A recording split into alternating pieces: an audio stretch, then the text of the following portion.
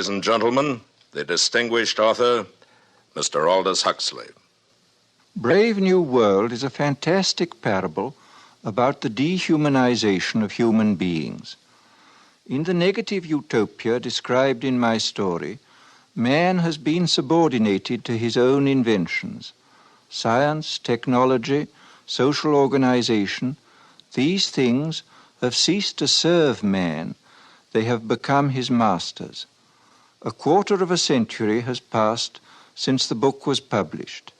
In that time, our world has taken so many steps in the wrong direction that if I were writing today, I would date my story not 600 years in the future, but at the most 200.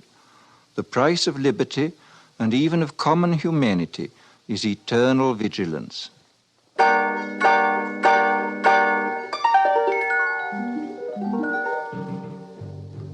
CBS Radio, a division of the Columbia Broadcasting System and its 217 affiliated stations, present the premiere broadcast of the CBS Radio Workshop, radio's distinguished series dedicated to man's imagination, the theater of the mind.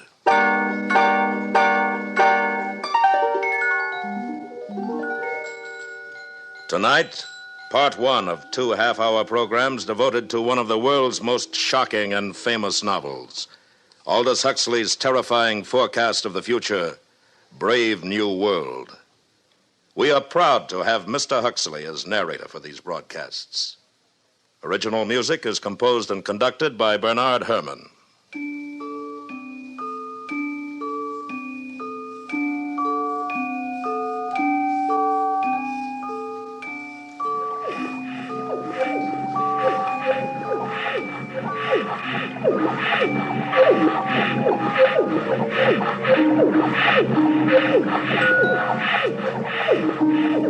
This is Aldous Huxley, and these are the sounds of the Brave New World, of test tube and decanter, of hissing injectors and gurgling blood substitute. The year is AF 632, 632 years after Ford. We are inside the London Hatchery and Conditioning Centre, and this is the fertilizing room, an enormous laboratory where the temperature is never allowed to fall below 98.6. And here comes the director of hatcheries and conditioning in person, bringing with him a group of young students. Tomorrow you'll be settling down to serious work. Today I just want to give you a general idea of things. These are the incubators, and here is the week's supply of ova, kept at blood heat. Come along, boys. Now here, we immerse the eggs into a warm bouillon containing free-swimming spermatozoa. Immersion continues until the eggs are all fertilized. And over here is where we bottle the alphas and betas. In short, gentlemen, the perfect process for manufacturing healthy babies. Are there any questions? Sir, will you explain the Bakhanovsky process? I'm glad you asked that. Students, take this down. Bakhanovsky's process, where in olden times one egg made one embryo which made one baby. Today we've improved on all that. Now the egg will divide from 8 to 96 buds, and every bud will grow into a perfectly formed embryo, and every embryo into a mature baby, making 96 human beings grow where only one grew before. Progress. But what advantage is it, sir? Oh, my good boy, can't you see? Where in olden times nature allowed us only to have twins or perhaps triplets or so, today we can create scores of identical individuals. We can manufacture men and women in uniform batches. Think of it. An entire factory staffed with the product of one single egg. 96 identical individuals working 96 identical machines. At last, society really knows where it stands. Remember, it was our Ford who gave us the concept of the assembly line when he was on Earth many centuries ago. And now, boys, we will go up to the bottling room where we shall see how we create each class of society, alphas, betas, deltas, etc. Come with me. Well, Lenina. Oh, Director. Oh, charming. What are you injecting into our embryos today, my dear? Typhoid antitoxins? Yes, sir. Are you busy this afternoon? Oh, not after 5, sir. Good. Suppose we get together then on the roof. That would be fine. I've admired you for some time, Lenina. I'm looking forward to a closer acquaintance. Thank you, sir. And now, boys, we're off to the bottling room.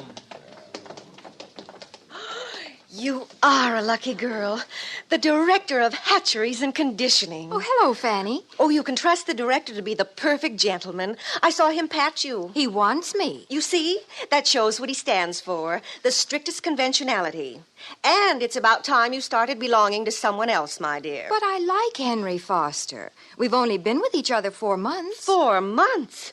Well, what would the district world controller say?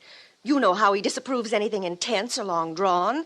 And it isn't as though there were anything painful or disagreeable about being with 1 or 2 other men besides Henry. After all, everyone belongs to everyone else. You're quite right, Fanny, as usual. Good girl. Fanny, do you know Bernard Marx? Bernard Well, why not? Bernard's an Alpha Plus. Besides, he asked me to go to New Mexico, to the Savage Reservation with him. But his reputation. They say he doesn't like obstacle golf. Oh, they say. And that he spends most of his time by himself alone. They say somebody made a mistake when he was still in the bottle. Thought he was a gamma and put alcohol into his blood substitute. That's why he's so stunted. Oh, what nonsense. Oh, very well, Lenina. It's your life, my dear. But I think you're heading for trouble.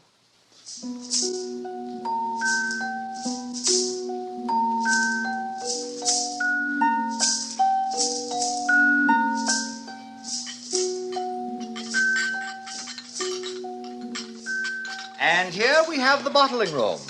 Little embryos carefully bottled being rocked gently to and fro as they did in olden days when carried by their mothers. Now, boys, you must learn to distinguish between smut and science. I'm going to use that word again. As scientists of tomorrow, you must learn to cope with it. Mother. Oh. There, that's better. As a matter of fact, there is an area in our world where humans are still viviparous, still give birth to their children. The Savage Reservation in New Mexico. I visited there once myself, many years ago. Dreadful, filthy place. Naturally, civilization has improved on all that. It is here we control the embryo's growth, each batch carefully regulated to produce the exact class of citizen we desire. And here is our Mr. Henry Foster in charge of bottling. Oh, Henry. Yes, sir. Please explain the process to the students. Oh, delighted, sir. By the way, Henry, before you begin, I made a date with Lenina Crown this afternoon. Oh, really? I'm delighted, sir. I'm sure you'll enjoy belonging to her. Good. Very pneumatic girl. Now, please proceed. This way, gentlemen. Here we advance the process. One by one, the eggs are transferred from their test tubes into these larger decanters and moved along to the labelers, carefully labeled as to heredity, date of fertilization, sex, name, serial number. Gentlemen, there are 88 cubic feet of card index in this room.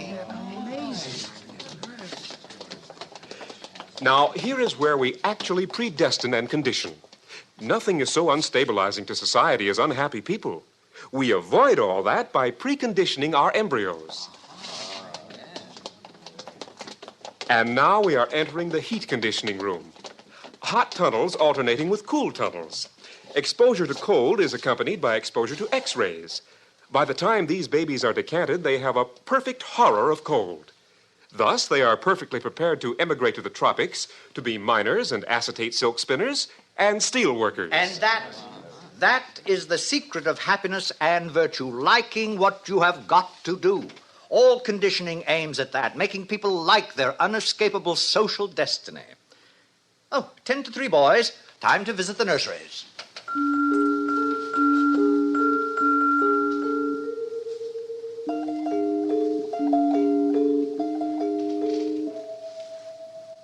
And so the director continued on his tour. Meanwhile, in his rooms high above the city, Bernard Marx nervously paced the floor. I'm taking Lenina Crown in New Mexico with me, Helmholtz, to the Savage Reservation. Well, it's about time. What do you mean by that? I'll be frank, Bernard. There's been a lot of talk about your behavior at the College of Emotional Engineering. Of course, I've been defending you. And I'm supposed to be grateful? Because you're a successful feelies writer? Because you're tall, well-built, have all the girls you want? Oh, Bernard. Now, you know how I feel. I want to write. I mean, seriously, not slogans or feelies. I want to write something important. Lately, I've been cutting out my committees and my girls. The director called me in just the other day. Are you in trouble, too? There's a poem I wrote, too emotional, he said. He gave me the lecture about being an alpha plus, about remembering to behave even as a little infant. I know. I tried to explain to Lenina, but she doesn't understand, or won't understand. Oh, those other men she belongs to, Henry Foster, Benito Hoover, they treat her like a side of beef. It's disgusting. It's socially proper. We share and we share alike, remember? But I want her for myself, alone. Bernard, you're my closest friend. Now, you listen to me. You can't win this way. Follow the rules. Play the game. Be happy.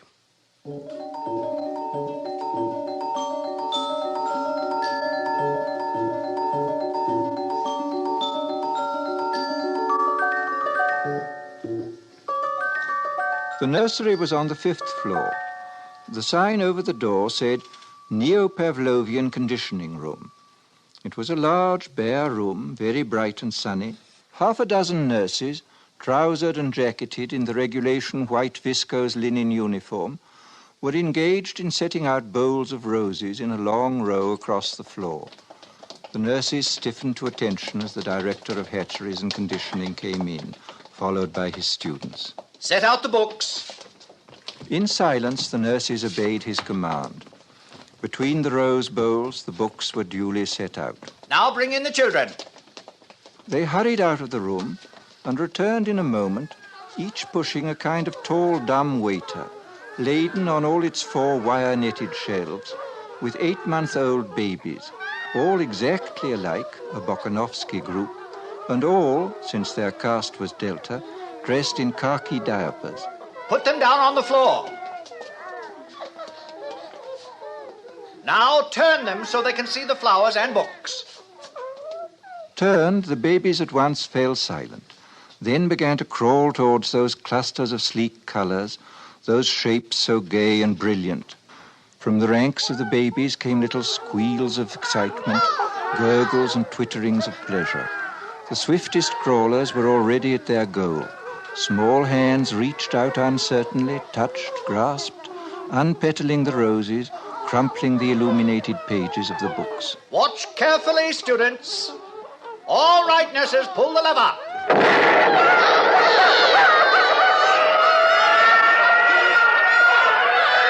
And now we proceed to rub in the lesson with a mild electric shock.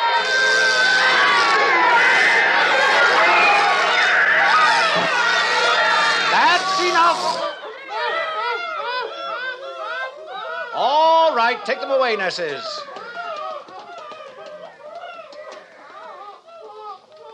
Observe. Henceforth, books and flowers will be associated in their minds with loud, unpleasant noises and electric shock. And after 200 repetitions of the same or a similar lesson, will be wedded forever. What man has joined, nature is powerless to put asunder. They'll be safe from books and botany all their lives.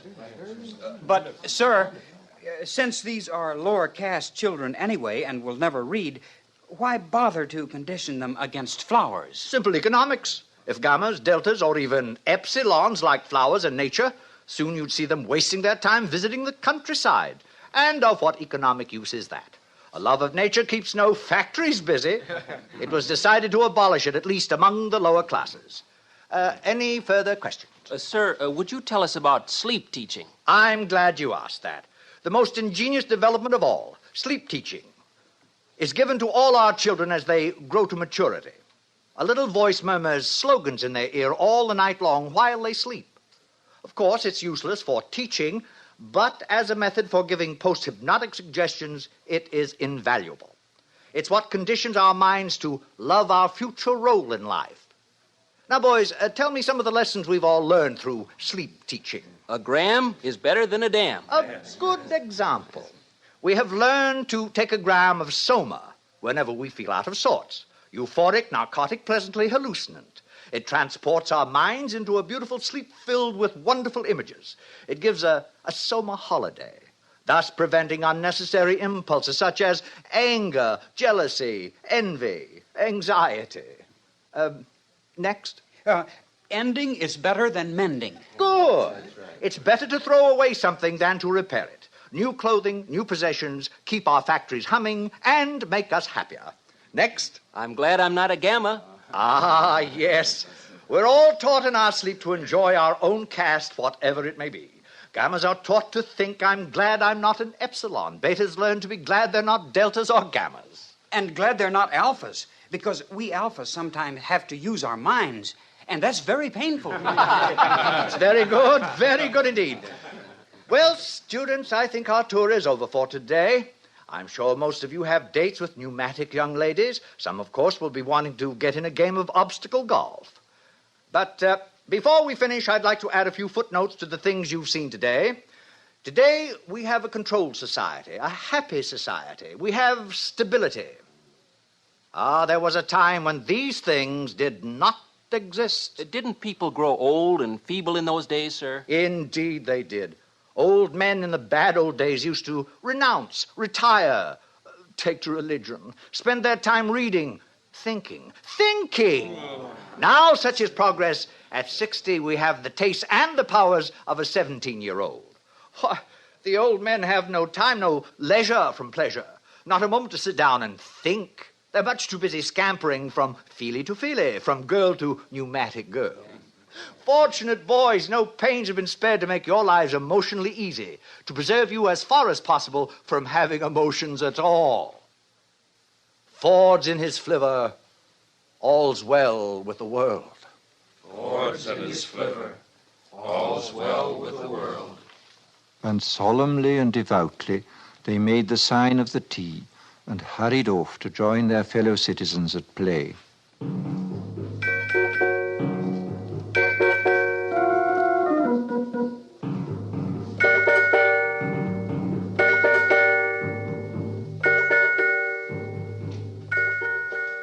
In spite of Fanny's dire warnings, Lenina Crown made a date that evening with the eccentric Mr. Marks, partly to show Fanny her courage and partly because she was curious.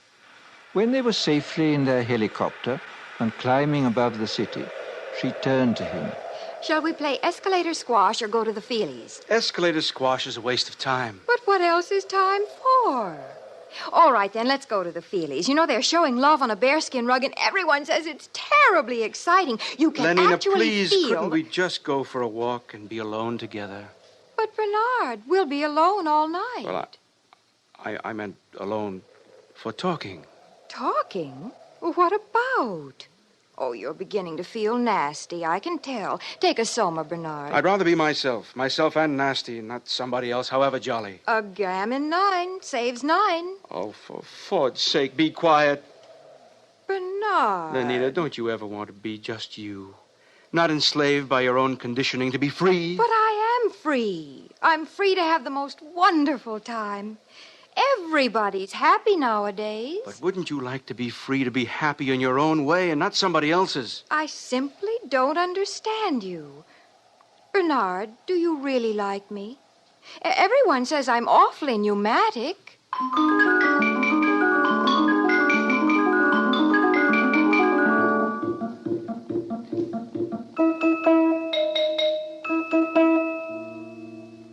Eventually, Bernard took Lenina to the Westminster Abbey Cabaret, where Calvin Stopes and his 16 saxophonists were playing. Also featured was London's finest scent and colour organ and all the latest synthetic music.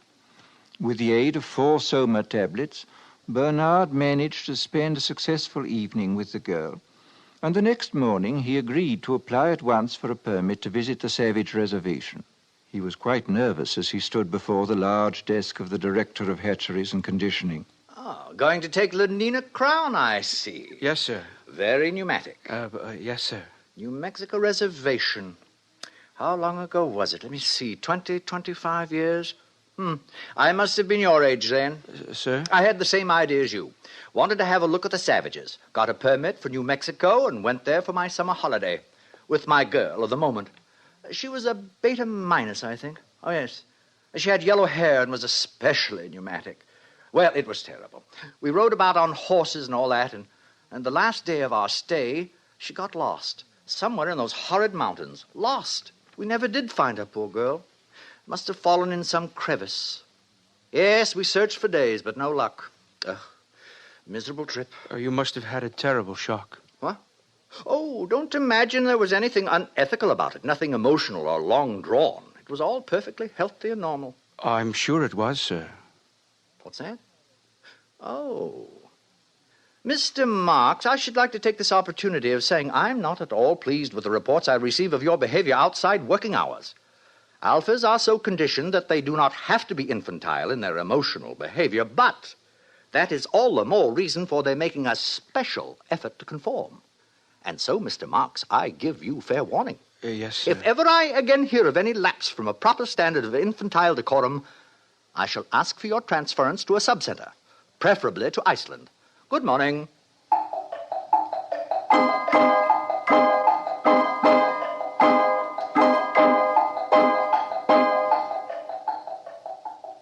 The journey was quite uneventful.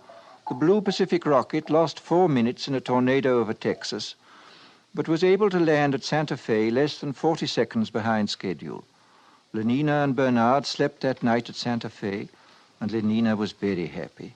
Imagine 60 escalator squash racket courts in the hotel, and obstacle and electromagnetic golf, too. Oh, Bernard, it's simply too lovely. There will be no scent organs, television, or even hot water once we get out on the reservation. I can stand it. You'll see. Only progress is lovely, isn't it?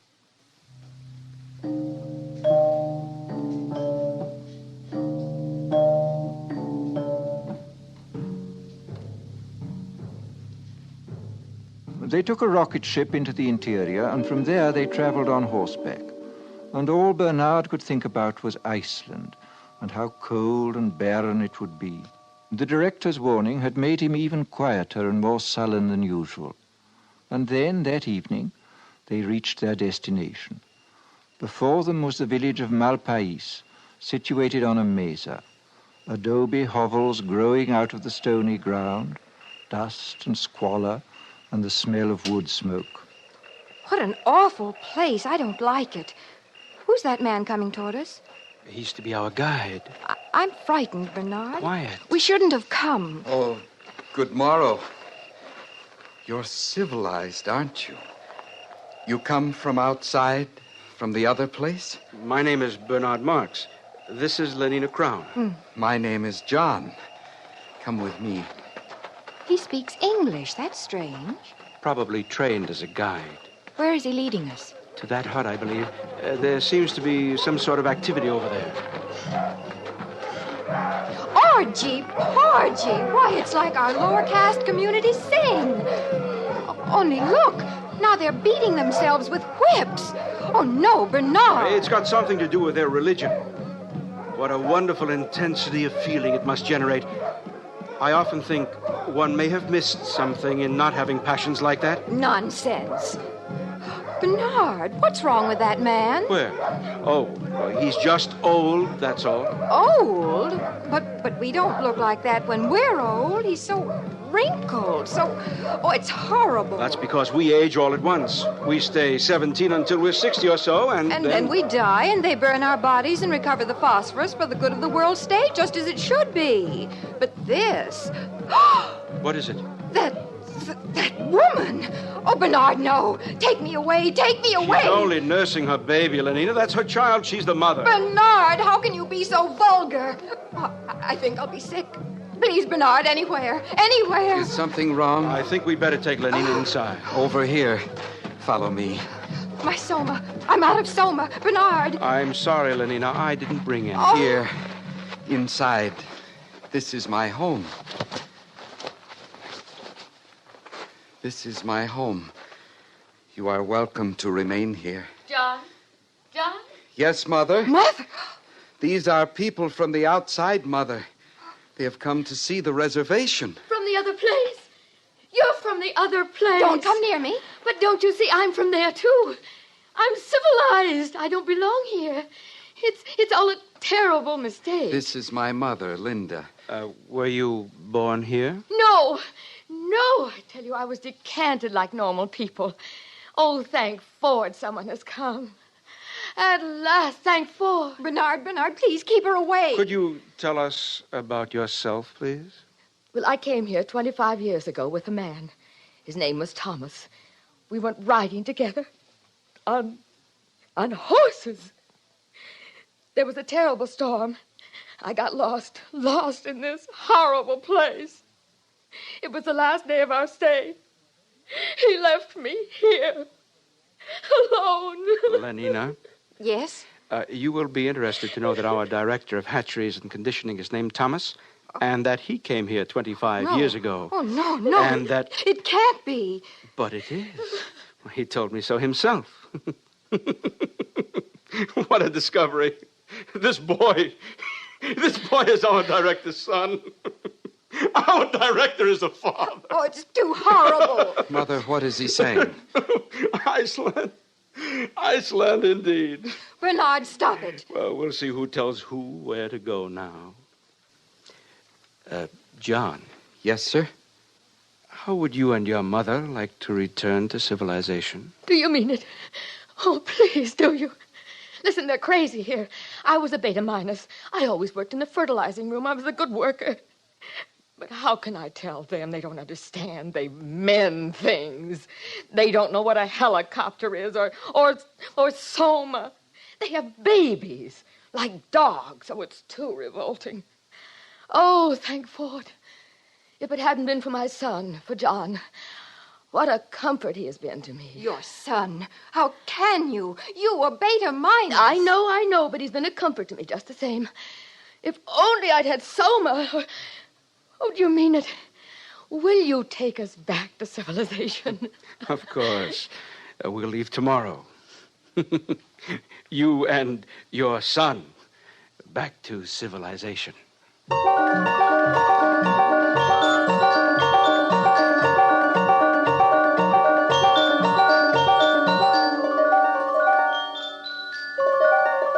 And Bernard was as good as his word. That very night, he and John and his mother and Lenina took the Blue Pacific rocket to London. For Lenina, it was a happy trip, since she had taken 4 somas the minute they got back to the hotel.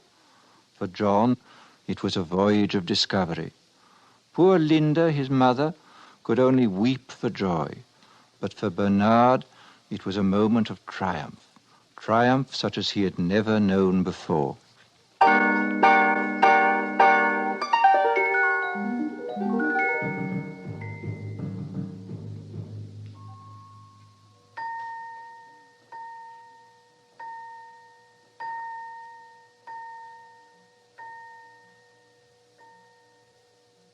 Brave New World, Part 1, by Aldous Huxley.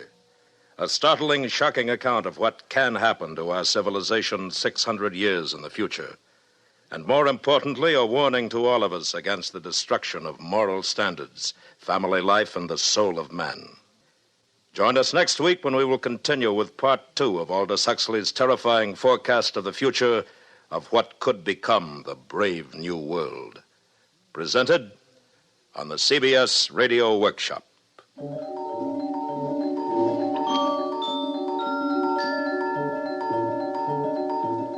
The CBS Radio Workshop is produced and directed by William Frug. Brave New World was adapted for radio by Mr. Frug. Featured in the cast were Joseph Kearns, Bill Idelson, Gloria Henry, Charlotte Lawrence, Byron Kane, Sam Edwards, Jack Crucian, Vic Perrin, and Lorene Tuttle. Original music composed and conducted by Bernard Herrmann. This is the CBS Radio Network.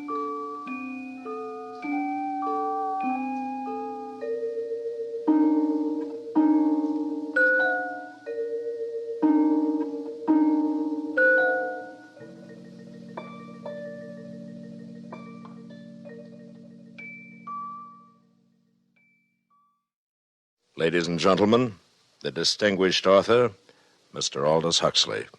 Brave New World is a study of the future as it may be unless we are extremely careful. It depicts a society in which man has replaced nature by science, morality by drugs, individuality by total conformity. It is a hideous prospect, yet we seem determined to follow this path of self-destruction. But Brave New World need not be our future. The choice, after all, is always in our own hands.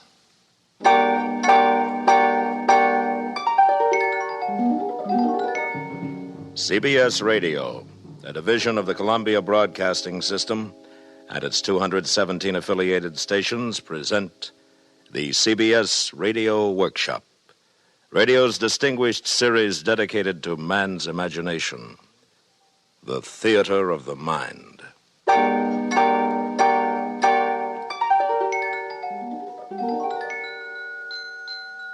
Tonight, part 2 of 2 half-hour programs devoted to one of the world's most shocking and famous novels, Aldous Huxley's terrifying forecast of the future, Brave New World. And we are proud to once again have Mr. Huxley as our narrator. Original music is composed and conducted by Bernard Herrmann.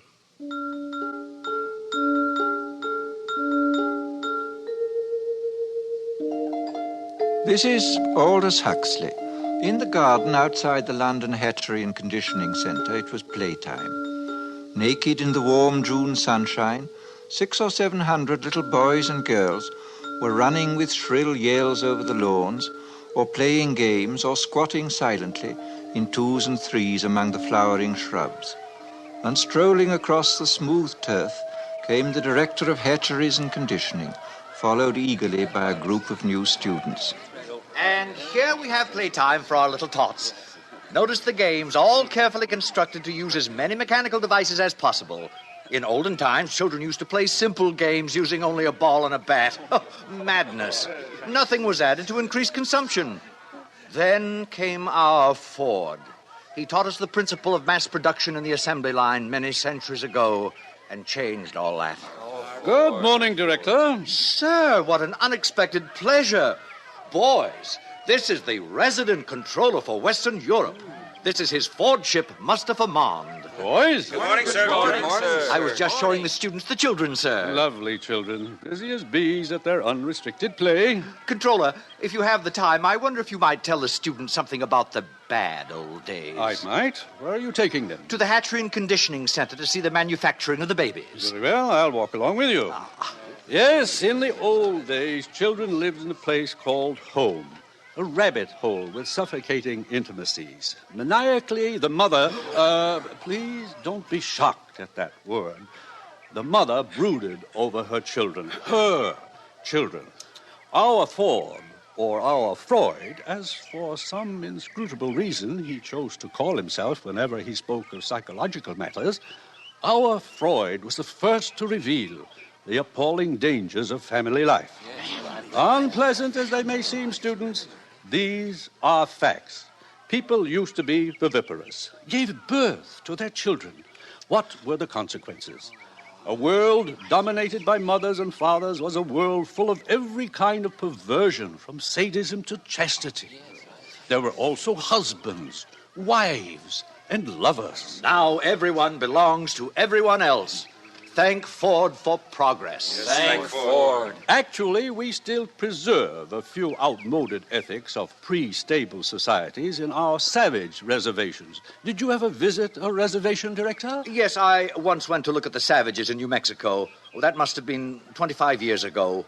Mother's, father's marriage. Oh, very repulsive. Yes. Well, here we are. I'll say goodbye. Goodbye, Controller, and thank you. Thank you, sir. Thank you, sir. You're welcome. And now, boys, if you'll follow me inside the hatchery.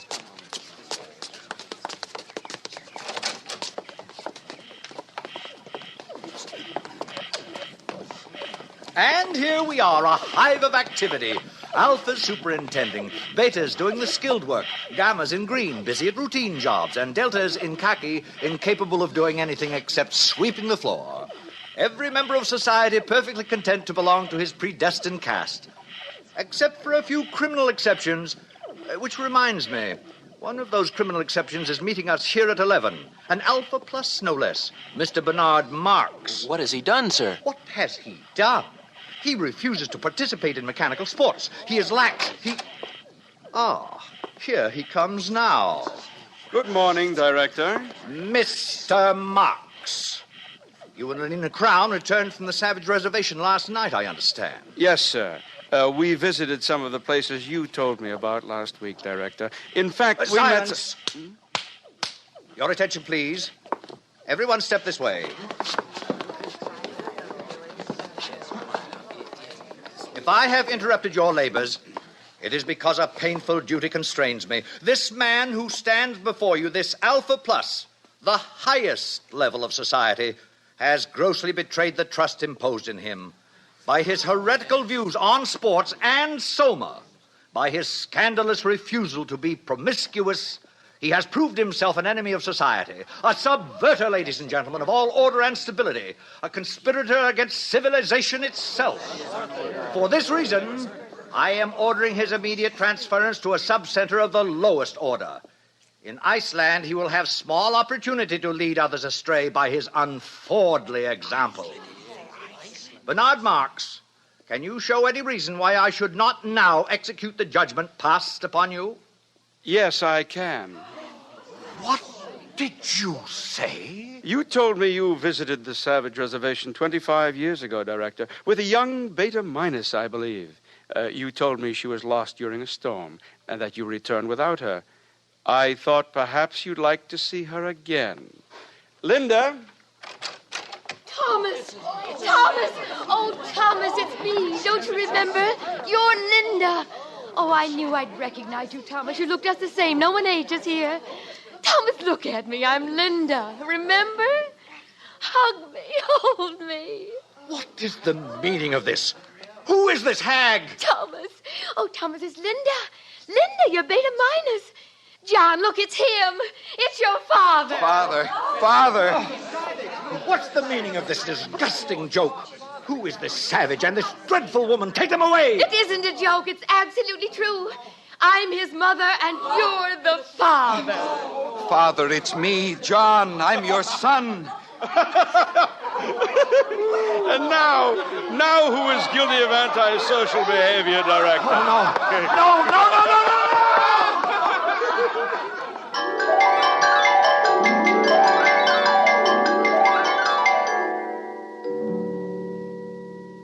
A father as director of hatcheries. It was out of the question. The controller asked for his resignation, and all upper caste London was wild to see the savage and his mother. Bernard Marks became a hero, and even Lenina Crown had her share of reflected glory. Good morning, Lenina. Oh, good morning, Fanny. Well, you certainly seem pleased with yourself. Yes, I am pleased. Bernard called up half an hour ago. He has to go to a party at the controller's, and he asked me if I'd take the savage to the Feelies this evening. Oh, lucky girl. What's he like, Lenina? I've heard he's terribly good-looking. Oh, he is, but so very odd. In what way? Well, the day Bernard and I left the reservation, the savage came into my room. I'd taken a Soma, so I didn't notice him until suddenly I awakened, and there he was bending over me. What happened? Well, naturally, I assumed something was going to happen, but instead of that, he just ran out of the room. Well, how odd. What a terribly ungentlemanly thing to do. Doesn't he like you? Oh, I'm sure he does, so I can't make it out. And, please don't tell this to anyone, Fanny. It upsets me because I like him. I mean, I really like him. Lenina. I know it's immoral, but I just can't help myself. I do like him.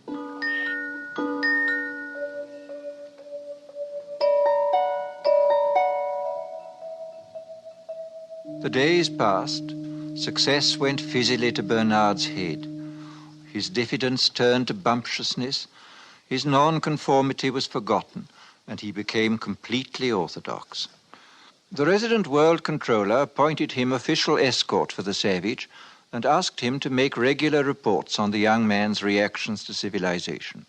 This Bernard did assiduously.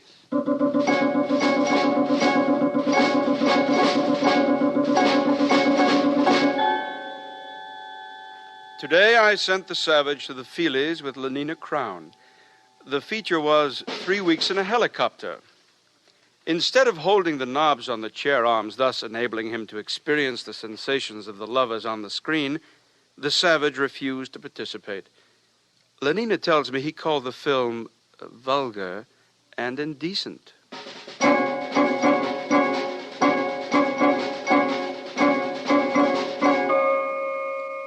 The savage refuses to take Soma and seems most distressed because the woman, Linda, his Mother, remains permanently on summer holiday.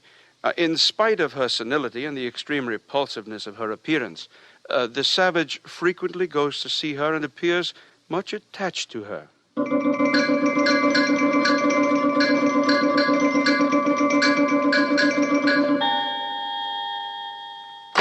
What do you mean you refuse to come down to dinner? Bernard, I'm sick. I've eaten civilization and I'm sick. Do you realize that I've invited the most important people in London tonight? The Ford Chief Justice is here.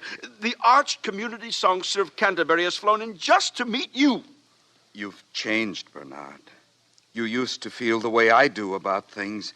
I talked to Helmholtz Watson. He says you've changed, too. I haven't. Listen, if you don't come downstairs for my dinner party, I'll be the laughingstock of London. I'll come. Just let me read this to you first. One day, many years ago, I found this book in my mother's room. One of the Indians had found it in a cave. It must be hundreds of years old. It's called The Complete Works of William Shakespeare. Oh, I've heard of him. We don't allow it. Smut. But he says all the things I feel about Lenina. Listen to this. Is there no pity sitting in the clouds that sees into the bottom of my grief? Oh, sweet my mother, cast me not away. Delay this marriage for a month, a week. Marriage? Oh, Ford, no. Bernard. Oh, marriage, that's too good, really. Bernard, stop it. And mother. Oh, sweet my mother. Oh, he's positively vulgar. You stop Wait it. till I tell Helmholtz about this. Stop it or I'll hit you. Oh, come, now, where's your sense of humor? Bernard. Can't you see how funny it is? Get out. I said leave me alone. I'm leaving, John. I'm leaving. How beauteous mankind is. Oh, brave new world that has such people in it.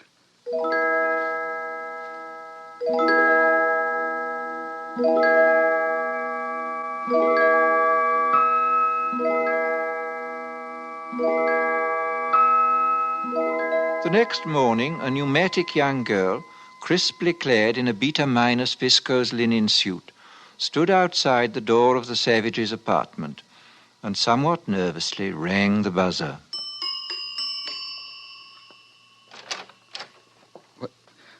Lenina. You don't seem very glad to see me, John. Not glad. Oh, if you only knew. May I come in, then? May I kiss your hand, Lenina? My hand? Admired Lenina. Indeed, the top of admiration, worth what's dearest in the world. I wanted to do something first to show I was worthy of you. What are you talking about? Lenina, tell me something. I'll do anything you tell me, anything at all. I'd sweep the floor if you wanted. But we've got vacuum cleaners here. It isn't necessary. No, of course it isn't necessary. But some kinds of baseness are nobly undergone. I'd like to undergo something noble, just to show you how much I love you, Lenina. Do you mean it, John? Yes, but I hadn't meant to say it, not until I... Listen, Lenina, on the reservation, people get married. Get what? For always. They make a promise to live together for always. What a disgusting idea. Answer me this question, John. Do you really like me or don't you? I love you more than anything in the world. Well, then, why on earth didn't you say so? Come here to me, John. Hug me. Oh, but Lenina... Hug me till you drug me, honey. Kiss me till I'm in a coma. Lenina, what are you doing? No, get away from me. Don't come near me. Hug me, honey. You strumpet. A gram is better than a dam. Get out. But don't you want Get me? out of my sight. John! before I kill you. Oh, he's mad. He's gone mad. O thou weed, who art so lovely fair and smell'st so sweet that the sense aches at thee. Impudent strumpet, impudent strumpet, impudent strumpet.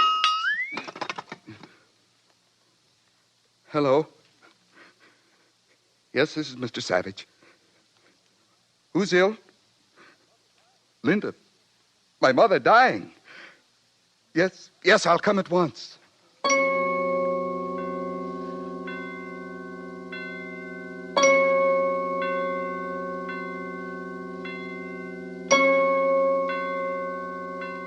Welcome to the Park Lane Hospital for the Dying. You've come to see someone in the galloping senility ward? Yes. My mother. Oh, how vulgar. You know who I mean. Linda.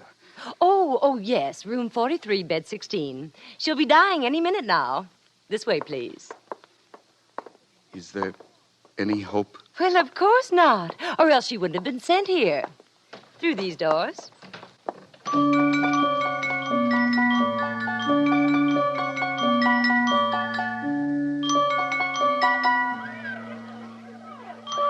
What are these children doing here? Death conditioning, of course. It starts at 18 months. Every tot spends 2 mornings a week in a hospital for the dying. All the best toys are kept here, and they get chocolate ice cream on death days. They learn to take dying as a matter of course. This way. Oh, here we are.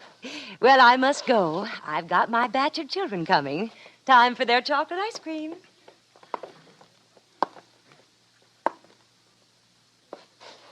Linda? Linda, it's John.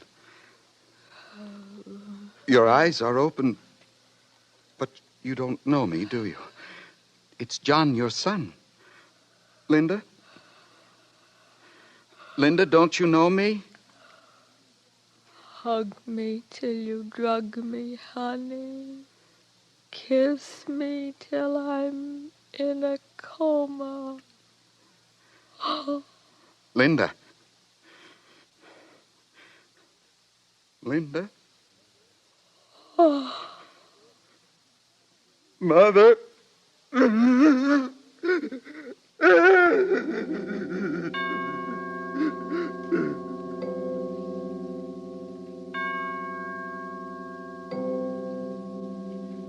The menial staff of the Park Lane Hospital for the Dying consisted of 162 deltas, 84 red-headed female twins, and 78 identical mongoloid male twins.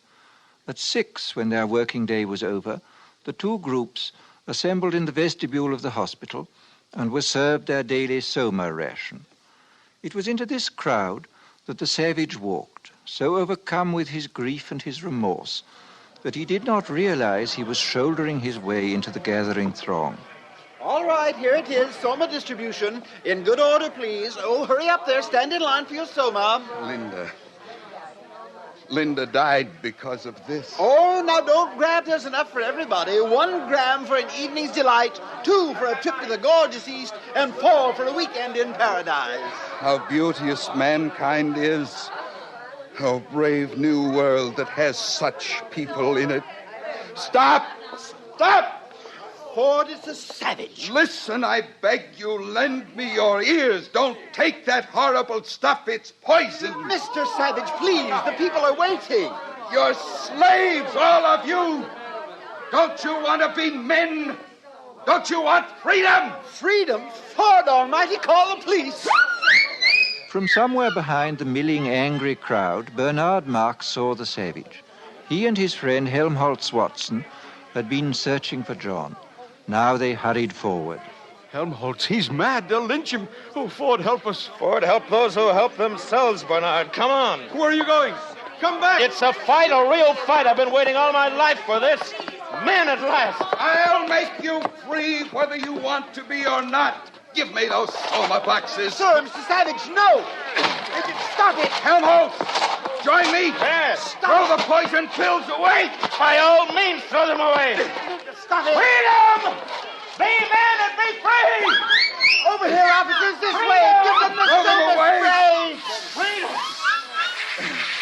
stand up as men. Win your freedom. Summer spray. Win. John. Your John. freedom. Take him to the resident controller's office. All right. All right, it's all over. We're all happy now. We're so happy we all love each other, don't we? Oh, yes, we all love each other. Line up for your Soma.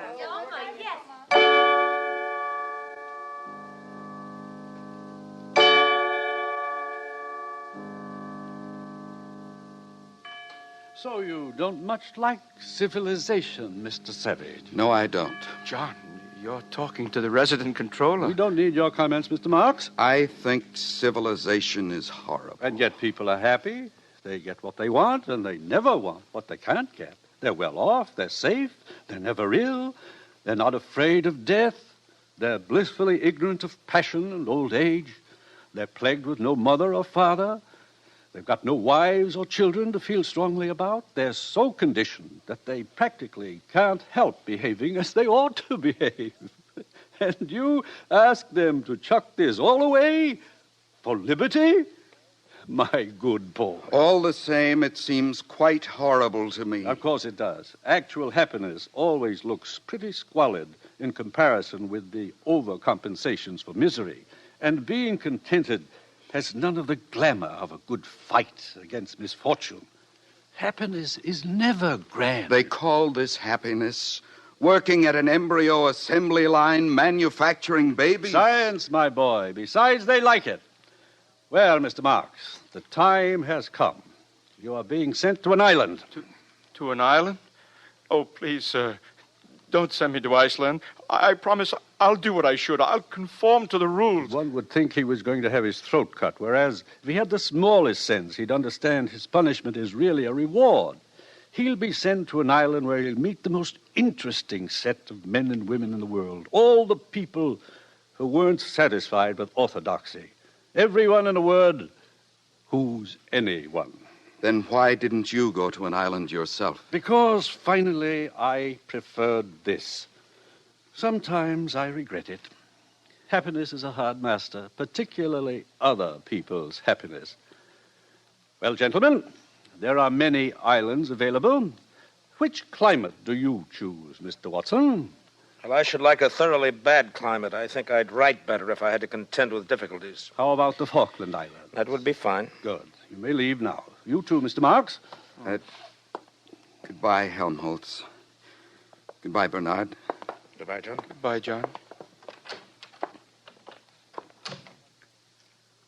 One more question. Of course. Where is God in this scheme of yours? It's a subject that has always had a great interest for me. You've never read this, of course, the Holy Bible, New and Old Testaments.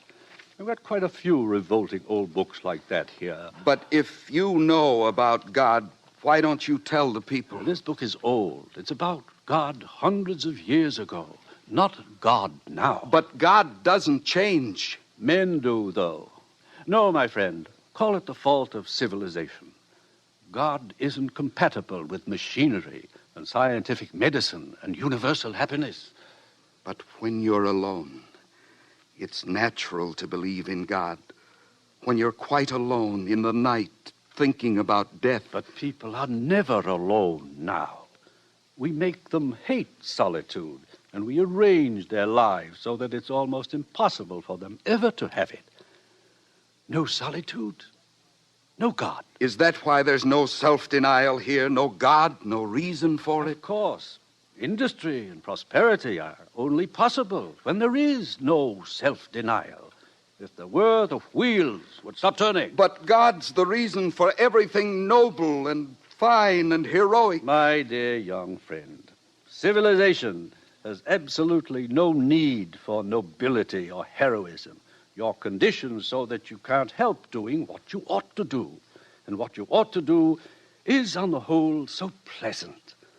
So many of the natural impulses are allowed free play that there really aren't any temptations to resist. Anybody can be virtuous now.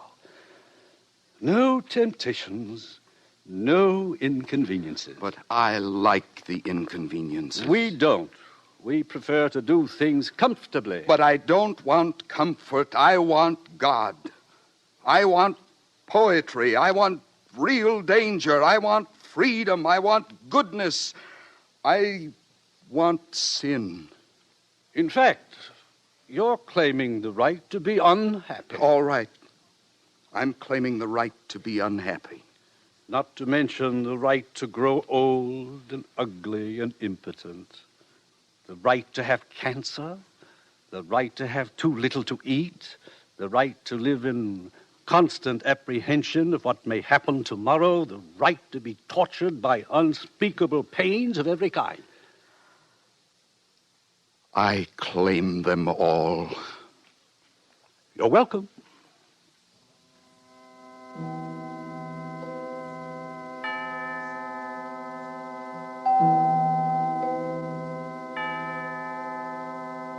Bernard and Helmholtz left for their islands, but the savage was not allowed to go with them. The controller wished to continue the experiment. 3 weeks later, the savage ran away. After some days of wandering, he took refuge in an abandoned lighthouse. But his desire for solitude was not to be fulfilled. His hiding place was discovered. There were articles in the papers. Sightseers came by the thousands. One Sunday, Lenina Crown came for a picnic with 3 of her latest boyfriends. The day after her visit, 2 young reporters came to call, hoping for an exclusive interview. The door of the lighthouse was ajar. They pushed it open and walked into a shuttered twilight. Through an archway on the further side of the room, they could see the bottom of the staircase that led up to the higher floors. Just under the crown of the arch dangled a pair of feet. They called. No one answered. They saw him. At last the savage had found solitude. He was alone, quite alone.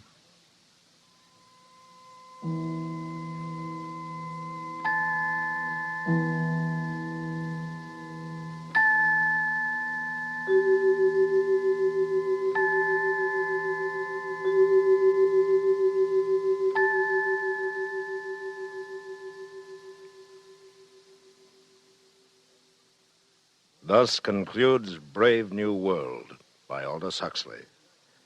We wish to thank Mr. Huxley for appearing on these broadcasts as our narrator. And we would also like to thank you, our listeners, for your enthusiastic response to this new series. This is William Conrad inviting you to join us again next week when we present George Stewart's dramatic account of one of nature's most terrifying phenomena, storm. The following week, listen as Dr. Frank C. Baxter interviews William Shakespeare. Presented on the CBS Radio Workshop. The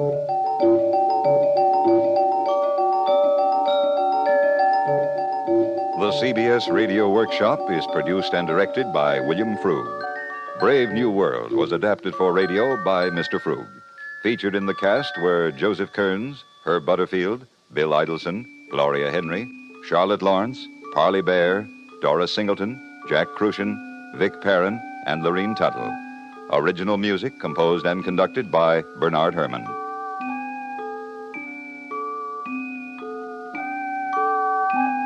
America listens most to the CBS Radio Network.